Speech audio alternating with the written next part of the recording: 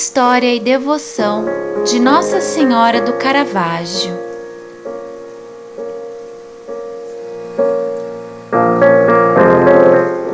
A aparição. A cidade de Caravaggio, terra da aparição, se encontrava nos limites dos estados de Milão e Veneza, e na divisa de 3 dioceses: Cremona, Milão e Bérgamo. Ano de 1432, época marcada por divisões políticas e religiosas, ódio e heresias, batidas por bandidos e agitada por facções, traições e crimes. Além disso, teatro da Segunda Guerra entre a República de Veneza e o Ducado de Milão, passou para o poder dos venezianos em 1431, pouco antes da aparição, em 1432. Uma batalha entre 2 estados assustou o país. Neste cenário de desolação, às 17 horas de uma segunda-feira, dia 26 de maio de 1432, aconteceu a aparição de Nossa Senhora a uma camponesa. A história conta que a mulher de 32 anos era tida como piedosa e sofredora. A causa era o marido, Francisco Varoli, um ex-soldado conhecido pelo mau caráter e por bater na esposa. Maltratada e humilhada, Joaneta colhia pastos em um prado próximo chamado Mesolengo, distante a 2 quilômetros de Caravaggio. Entre lágrimas e oração, Joaneta avistou uma senhora que na sua descrição parecia uma rainha, mas que se mostrava cheia de bondade. Dizia-lhe que não tivesse medo. Mandou que se ajoelhasse para receber uma grande mensagem. A senhora anunciava-se como Nossa Senhora e diz: tenho conseguido afastar do povo cristão os merecidos e eminentes castigos da divina justiça e venho anunciar a paz. Nossa Senhora de Caravaggio pede ao povo que volte a fazer penitência e jejue nas sextas-feiras, e vá orar na igreja no sábado à tarde em agradecimento pelos castigos afastados, e pede que lhe seja erguida uma capela, como sinal da origem divina da aparição e das graças que ali seriam dispensadas. Ao lado de onde estavam os seus pés, brota uma fonte de água límpida e abundante. Existe até nos dias de hoje e nelas muitos doentes recuperam a saúde. Joaneta, na condição de porta-voz, leva ao povo e aos governantes o recado de Maria para solicitar-se, e em nome de Nossa Senhora, os acordos de paz. Apresentam-se a Marco Seco, senhor de Caravaggio, ao duque Filipe Maria Visconti, senhor de Milão, e ao imperador do Oriente de Constantinopla, João Paleógulo, no sentido de unir a Igreja dos Gregos com o Papa de Roma.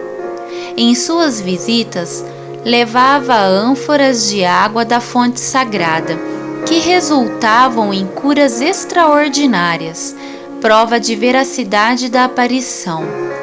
Os efeitos da mensagem de paz logo apareceram. A paz aconteceu na pátria e na própria igreja. Até mesmo Francisco melhorou nas suas atitudes para com a esposa Joaneta.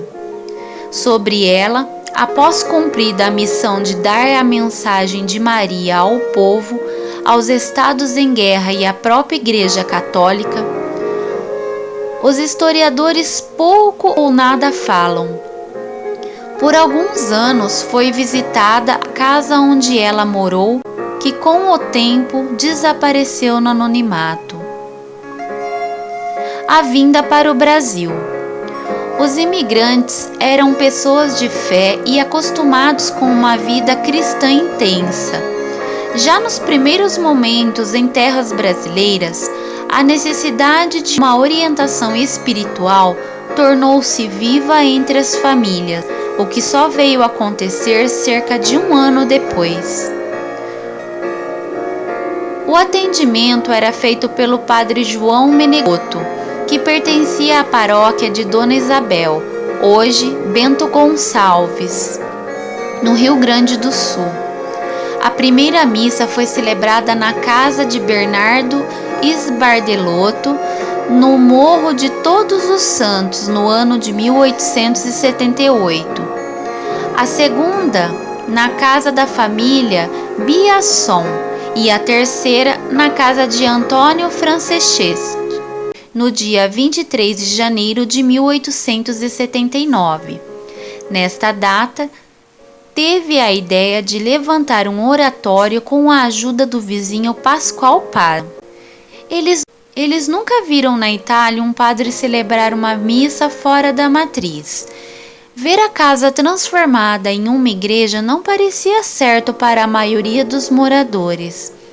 Os dois chefes de família iniciaram a construção de uma igreja em segredo. Derrubaram um pinheiro, prepararam material e construíram uma capela de 12 metros quadrados com alpendre na estrada, que localizava-se em frente ao atual cemitério de Caravaggio. A notícia se espalhou rapidamente e ganhou doações em dinheiro e mão de obra, transformando o oratório em capela, que comportava cerca de 100 pessoas. Como era comum naquela época, a escolha do padroeiro gerou certo conflito entre os moradores. Todos queriam o santo em seus próprios nomes para governar espiritualmente a comunidade. Alguns sugeriram o nome de Santo Antônio, mas a ideia logo foi descartada, porque o padre não poderia vir rezar a missa no dia do santo. O motivo? Santo Antônio era o padroeiro da comunidade de Dona Isabel. Outros sugeriram Nossa Senhora, entretanto, não se sabe qual. A princípio foi escolhido o título de Nossa Senhora de Loreto, mas não havia a imagem da santa.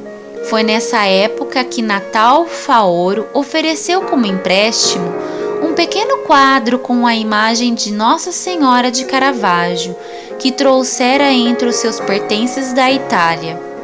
O empréstimo duraria até a aquisição de uma imagem. A proposta foi aceita e o pequeno quadro passou a fazer parte do lugar em honra da capela, sobre um altarzinho. Esta capela foi inaugurada em 1879, ano primeiro do início da devoção a Nossa Senhora de Caravaggio e ano primeiro das romarias, que seriam futuramente concorridas e numerosas. Estava lançado o alicerce de uma comunidade eclesial. Na década seguinte, em mutirão, os imigrantes iniciaram a construção de um templo de alvenaria. Numa época em que as casas eram fabricadas em madeira ou pedra, os imigrantes improvisaram uma olaria para fazer os tijolos. Pedras só no campanário. A comunidade passou a ser chamada de Nossa Senhora do Caravaggio, bem como o lugar onde foi erguida a capela, até 26 de maio de 1921, quando foi elevada pelo bispo de sede paroquial para santuário diocesano.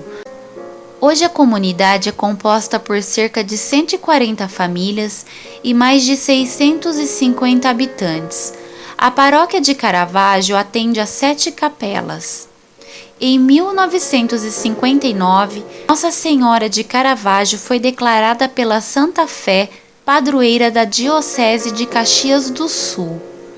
A estátua de Nossa Senhora do Caravaggio, que encontra-se no altar do Santuário Diocesano, foi fabricada em Caxias do Sul, Rio Grande do Sul, no ano de 1885, pelo artista plástico conhecido como Stargelin. O modelo foi o quadro em preto e branco, datado em 1724, com a imagem da santa, que ocupava o altar da primeira capela. A imagem foi traduzida a pé pelos imigrantes de Caxias do Sul e colocada no altar da nova igreja, construída em alvenaria. A construção do atual Santuário de Caravaggio durou exatamente 18 anos. Começou em 1945 e terminou em 1963. Imponente com o seu estilo romano e capacidade para 2.000 pessoas, uma das características mais marcantes da construção está nos grandes ambientes e na iluminação que preenche as salas do santuário. Conforme a definição das irmãs escalabrinianas, responsáveis pela assistência aos peregrinos e liturgia, os espaços vazios são preenchidos pela fé dos milhares de fiéis que visitam o santuário anualmente. Segundo elas, a crença em Nossa Senhora de Caravaggio aumenta a cada ano, e o povo manifesta o seu carinho e devoção a Nossa Senhora em pequenos gestos, e pequenas homenagens também. A grande quantidade de flores que constantemente são encontradas circulando o altar são provas da afirmação. A administração do santuário diocesano mantém diariamente um sacerdote no atendimento dos fiéis e missas diárias. Na estrutura, 6 salas de confissões e uma para orientação, e mais posto de informações e intenções de missa. Dentro existe uma fonte de água, lembrando a aparição de Nossa Senhora. Água benta, em 26 de setembro de 1985.